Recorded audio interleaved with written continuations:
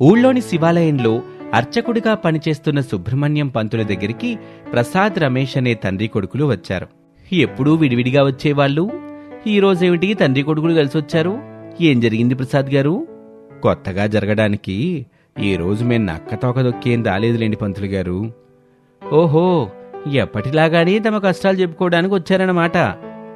అవును పంతులు గారు, అటు వేసిన పంటలు సరిగ్గా పండటం లేదు, ఇటు ఇంట్లో అత్తాకోడల గొడవలు ఆగటం లేదు. ఎక్కడికి వెళ్ళినా మా ఇద్దరికీ ఎలాంటి ప్రశాంతత ఉండటం లేదు. ఏం చేయాలో అర్థం కాక మీ దగ్గరికి వచ్చాం పంతులు గారు. ఇద్దరూ కలిసి నా దగ్గరకు వచ్చి చాలా మంచి పని చేశారు ప్రసాద్ గారు. రండి, ఇంట్లో కూర్చుని మాట్లాడుకుందాం అని చెప్పిన పంతులు గారితో పాటు ప్రసాదు, రమేష్లు కూడా లోపలికి వెళ్లి కూర్చున్నారు. పంతులు గారు, మా పరిస్థితి నాకంతా తెలుసు ప్రసాద్ గారు. నేనింతకు ముందే చెప్పాను, ఇప్పుడు కూడా చెబుతున్నాను. మీ మీద శనిగ్రహ ప్రభావం చాలా ఎక్కువగా ఉంది. నా మాట విని మీరిద్దరూ అయ్యప్పమాల ధరించండి, 41 రోజుల పాటు దీక్ష చెయ్యండి, మీ అన్ని సమస్యలు తీరిపోతాయి అని చెప్పగానే తండ్రి కొడుకులు ఒకరి ముఖం ఒకరు చూసుకున్నారు. ఆ మణికంఠస్వామి మీద నమ్మకం ఉంచండి, అయ్యప్పమాల ధరించండి, 41 రోజుల పాటు దీక్ష చెయ్యండి, మీకు అన్ని శుభాలు కలుగుతాయి. పంతులు గారు, అయ్యప్పమాల ధరించటం వల్ల అంతా మంచి జరుగుతుందయ్యా. అయ్యప్పమాల ధరించడం అనేది ఒక వరం, గొప్ప దైవానుభూతి, సాధారణ జీవితం నుంచి భగవంతునికి దగ్గరికి వెళ్లే పరివర్తన కలిగిన చక్కని మార్గం అని పంతులు గారు చెప్తుంటే రమేష్, ప్రసాదులు వింటూ ఉంటారు. మాల ధరించిన వ్యక్తిని అంతర్గతంగా భగవంతుని స్వరూపంగా భావించి స్వామి అని పిలవటం అనేది మరిచిపోలేనిది. ముఖ్యంగా నల్లని దుస్తులు ధరించటం వల్ల శని ప్రభావం చాలా వరకు తగ్గిపోతుంది. ఎందుకంటే శనిదేవుడికి నల్లని రంగంటే మక్కువ. ఆ రంగుబట్టల్ని ధరించి నిత్యం పూజల్లో పాల్గొనేవారిపై శని ప్రభావం ఏమాత్రం ఉండదని, ఆ శని ఏ విధంగా ప్రయత్నం చేసినా మన దగ్గరికి రాదు. సరే పంతులు గారు, మా మంచి కోరి కిందటి ఏడాది కూడా చెప్పారు, కానీ మేం చేయలేకపోయాం. ఇప్పుడు ఖచ్చితంగా చేస్తాం పంతులు గారు. ఎలా చెయ్యాలో, ఎలా ఉండాలో వివరంగా చెప్పండి. నేను నా కొడుకు అయ్యప్పమాల వేసుకుంటాం. తప్పకుండా ప్రసాద్ గారు అని పంతులు గారు చెప్పటం మొదలుపెట్టారు. ప్రసాదు, రమేష్లు శ్రద్ధగా వింటూ ఉంటారు. అలా సమయం గడుస్తూ ఉంటుంది. ఇంటి దగ్గర అత్తాకోడళ్ళు శారద, అనామికలు ఒకరి మీద ఒకరు అరుచుకుంటూ ఉంటారు. ఇరుగు పొరుగు అమ్మలక్కలు ఆ ఇంటి చుట్టుపక్కల చేరి అత్తాకోడళ్ల గొడవ గురించి గుసగుసలాడుకుంటూ ఉంటారు. ఏ క్షణాన కోడలుగా నా ఇంట్లో అడుగు పెట్టావో అప్పుడే నా ఇల్లు దరిద్ర దేవతలకు నిలయమైంది. నువ్వు పోతేనే ఆ దరిద్ర దేవత పోతది. నేనెందుకు పోతాను అత్తయ్య? నేనెక్కడికి పోను. ఆయన చిటికిన వేలు పట్టుకుని 7 అడుగులు నడిచాను. ఇప్పుడు నన్ను పొమ్మని చెప్తే నేనెందుకు పోతాను? ఎక్కడికి పోతాను? నువ్విలా చెప్తే ఇనవే కోళ్ళ, నీకు నా చేతిలో మూడింది, దెబ్బలు పడాల్సిందే. అత్తని కొట్టిన కోడలనే పేరు నాకెందుకని ఓపిక పడుతున్నాను. ఇక ఓపిక పడడం నా వల్ల కాదు. మాటకి మాట అంటాను, దెబ్బకి చెప్పవేంటే? దెబ్బకి దెబ్బ కొడతావా? ఎంత పొగరే నీకు! ఒక్క నిమిషం కూడా నువ్వు నా ఇంట్లో ఉండడానికి లేదంతే. బయటికెళ్ళినా ఆయన, మావయ్య వస్తారు కదా, వాళ్ళని అడుగుదాం. అప్పుడు మావయ్య ఎవరిని ఇంట్లో నుంచి వెళ్ళమని చెప్తే వాళ్ళం వెళ్ళిపోదాం. సరేనా అత్తయ్య? సర్లే కోళ్ళ, నువ్వంతలా సంబరపడతా ఉంటే నేనెందుకు కాదంటని చెప్పు.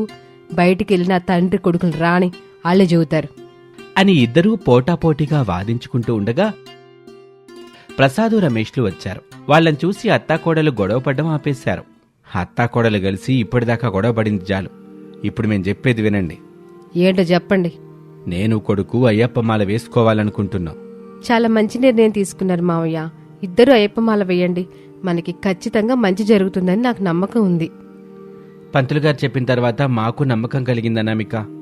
అందుకే నేను, నాన్న పరమభక్తితో నియమనిష్టలు పాటిస్తూ అయ్యప్పమాల వేసుకుని 41 రోజులు దీక్ష చేస్తాం.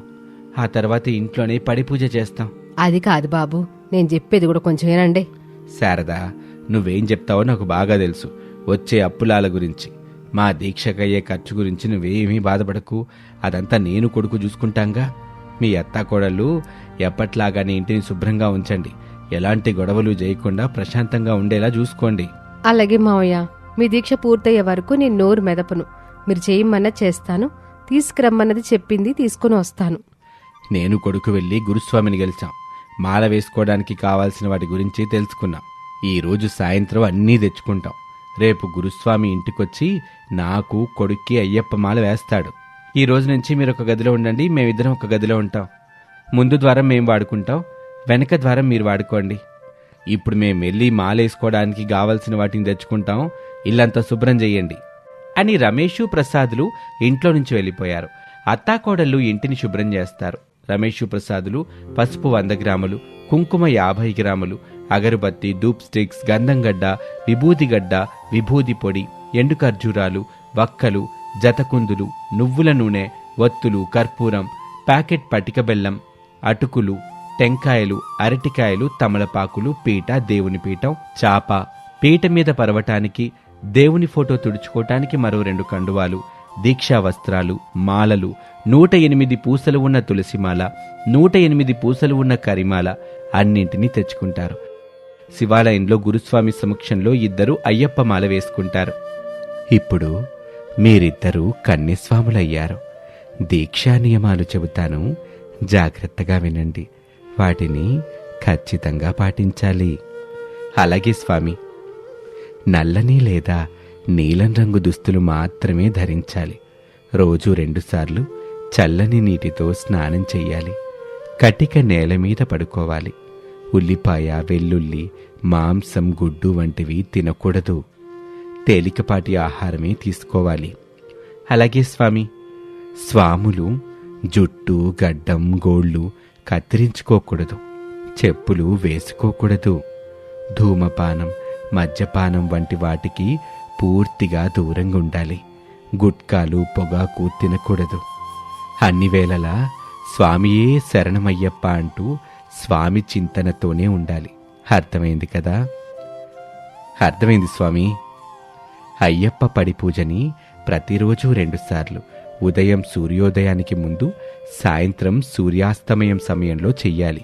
పూజ చేసేటప్పుడు విభూది, గంధపు పేస్ట్, కుంకుమ వాడాలి. స్వామికి దీపం వెలిగించి దీపారాధన చెయ్యాలి. దీపారాధన తరువాత శుక్లాం వరధరం విష్ణుం వంటి శ్లోకాలను చదవాలి. స్వామియే శరణమయ్యప్ప అని 108 సార్లు జపించాలి.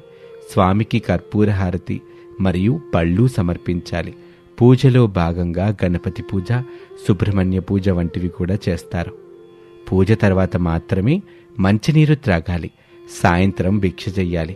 ఇలా 41 రోజులు నిష్ట నియమాలు పాటిస్తూ దీక్ష చెయ్యాలి అని గురుస్వామి చెప్పినవి కన్యస్వాములైన ప్రసాదు, రమేష్లు భక్తి శ్రద్ధలతో వింటారు. కన్యస్వాములు, మీకు ఏదైనా సందేహాలు ఉంటే అడగండి, వాటిని నేను తీరుస్తాను. స్వామి, అయ్యప్ప దీక్షలో మధ్యాహ్నం పడుకోవచ్చా లేదా? పడుకోకూడదు నాయనా. మధ్యాహ్నం నిద్రపోకుండా మధ్యాహ్నం పూట కొంతసేపు విశ్రాంతి తీసుకోవటం లేదా నిద్రపోవటం అనేది సాధారణంగా నియమాలకు విరుద్ధం. మధ్యాహ్న సమయంలో స్వామి శరణం జపించటం మంచిది. బయట ఆహారం తీసుకోవచ్చా స్వామి? తీసుకోకూడదు. అనివార్య పరిస్థితుల కారణంగా మీరు బయట ఆహారం తీసుకోవాల్సి వస్తే స్నానం చేసిన తర్వాత తినండి. అలాగే డబ్బుని విలాసంగా ఖర్చు చేయకుండా దాచండి. స్వామి, ఇంతకీ అయ్యప్ప స్వామి ఎప్పుడు పుట్టాడు? అయ్యప్ప స్వామి పుట్టినరోజంటూ ఒక నిర్ణీత తేదీ లేదయ్యా. ప్రతి ఏడాది మారే పంచాంగం ప్రకారం జరుపుకుంటారు. ఆయన ధనుర్మాసంలో జన్మించినట్లు పురాణాలు చెబుతాయి.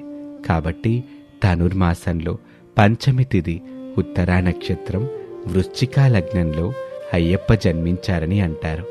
తమిళ మాసం పంగుని, ఉతిరం నక్షత్రం పౌర్ణమి రోజున అయ్యప్ప జన్మించారని భావిస్తారు. ఈ తేదీ సాధారణంగా మార్చి చివరి 2 వారాల్లో వస్తుంది. స్వామి, ఇంతకీ అయ్యప్ప స్వామి ఎవరు? అయ్యప్ప స్వామి శివుడు మరియు విష్ణువుల కుమారుడు. వీరిని హరిహరసుతుడు, ధర్మశాస్త్ర మణికంఠుడు అని కూడా అంటారు. ఆయన్ను సత్యం, ధర్మానికి ప్రతీకగా చెప్తారు. మహిషి అనే రాక్షసిని సంహరించి ఆయన కేరళలోని శబరిమలలో వెలిశారు. ఈ శబరిమలే అయ్యప్ప స్వామికి ప్రధాన పుణ్యక్షేత్రం. ఇక్కడి అయ్యప్ప స్వామిని బ్రహ్మచారిగా పూజిస్తారు.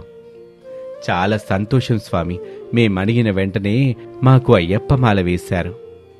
స్వామియే శరణమయ్యప్ప అని గురుస్వామి వెళ్ళిపోయారు. ఇక అప్పటినుంచి అత్తాకోడళ్ళు ఇంటి వెనక ద్వారాన్ని వాడుకుంటూ ఉంటారు. కన్యస్వాములైన ప్రసాద్ రమేష్లు ఇంటి ముందు ద్వారం నుంచి రాకపోకలు కొనసాగిస్తూ ఉంటారు. ప్రతిరోజు అయ్యప్ప స్వామిని భక్తి శ్రద్ధలతో పూజిస్తూ ఉంటారు. 11వ రోజున ఇంట్లో పడి పూజ జరిపించి స్వాములందరికీ భోజనాలు పెడతారు. అలా 41 రోజుల పాటు నిష్ఠా నియమాలు పాటించి దీక్ష చేశారు. 41 రోజులు దాటాక గురుస్వామితో ఇరుముడి కట్టించుకొని ప్రసాదు రమేష్ కన్యస్వాములు శబరిమల బయలుదేరారు. ఇది వాల్టి కదా. మీ కుటుంబంలో ఎవరైనా స్వామిమాల ధరించి ఉంటే వారి గురించి కామెంట్ రూపంలో తెలియచేయండి. Thank you for watching.